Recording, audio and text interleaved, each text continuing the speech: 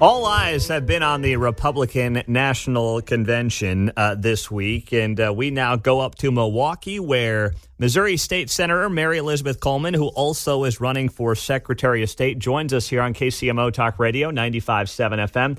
Mary Elizabeth, good morning. Thank you for being here. We appreciate the time. How's it been up there this week?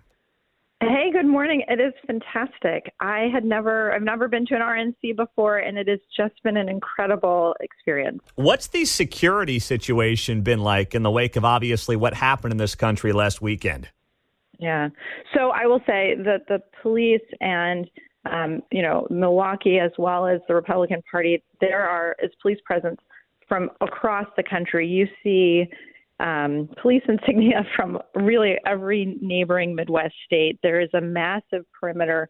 My son Levitt is with me, and we thought last night we wouldn't take the bus, that we'll park outside the perimeter and walk in, and we ended up walking just blocks and blocks and blocks to get around where all of the checkpoints were, because they were funneling literally everybody. I don't care whether Katie Britt was at the same entrance that, just everybody else was coming in, dignitaries. So it felt incredibly secure, very, very safe. Honestly, the only time I've ever seen this kind of police presence that it reminded me of was when Pope Francis came to Philadelphia.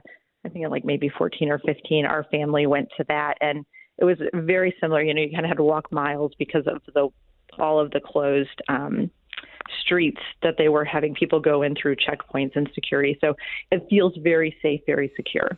Well, in the wake of obviously what happened last week and how the country and especially the party has responded, what has the tone been like? What's the enthusiasm level been like? I mean, it looks tremendous on television, but how has last Saturday's events in Pennsylvania involving President Trump changed the mindset, changed the attitude, changed the feeling there in Milwaukee? Well, I mean, I think what you see is a greater renewed focus that we're really, as a country, in the fight of our lives. We're at a point now where it seemed like, the only question is, was this an inside job, or whether this sheer was incompetence because the basic tenets of government have frayed so badly under Joe Biden. And so there's a recognition of the severity of what is at stake. The left, the celebrities, the media, they loved Donald Trump until he ran for president with an R behind his name. And they have started a full-out character assassination, up to even including an actual assassination attempt. And there's a recognition that America is really weak right now. If you get a chance, go and watch. There's some phenomenal, powerful speeches. I know everybody can't hear all of them, but Hung Cao, who is the Virginia nominee for Senate, came and spoke and talked about his story, an incredible, powerful immigrant story about living the American dream and how a weakened America has made us less safe.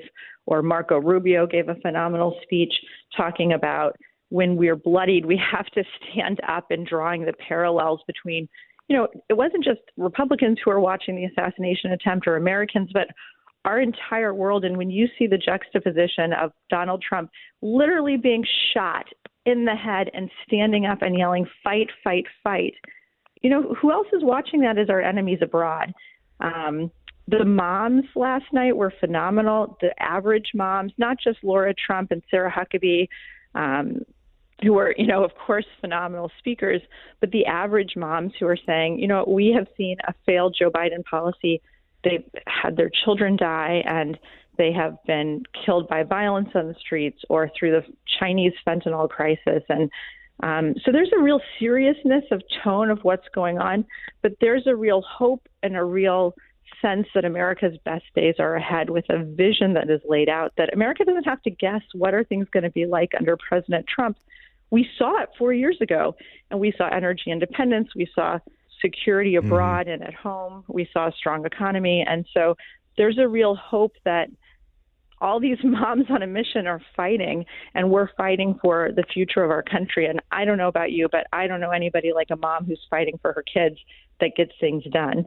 So, it's just been both a heavy gravity of the situation of knowing what's at stake, even more than normal, but an incredible optimism, an incredible sense of strength, an incredible sort of recognition that people are waking up to what's going on in this country.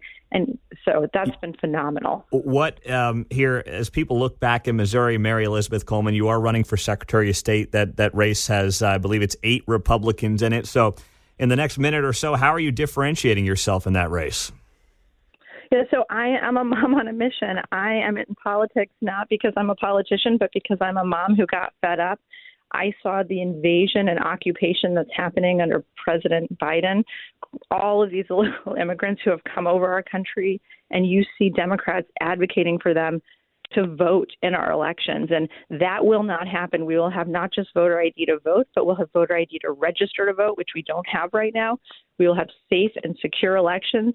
And you know, we've got a lot of campaign conservatives, a lot of people who say things when they're running, but they want people who are driven by results. And as the architect of the Missouri Stands for the Unborn Act, as a legislator, I have delivered big conservative wins, and I'll do the same in the Secretary of State's office. Well, we appreciate your update from Milwaukee, and best of luck on the campaign trail when you get back here to Missouri, and we'll be hearing from you soon. Hey, thanks for having me.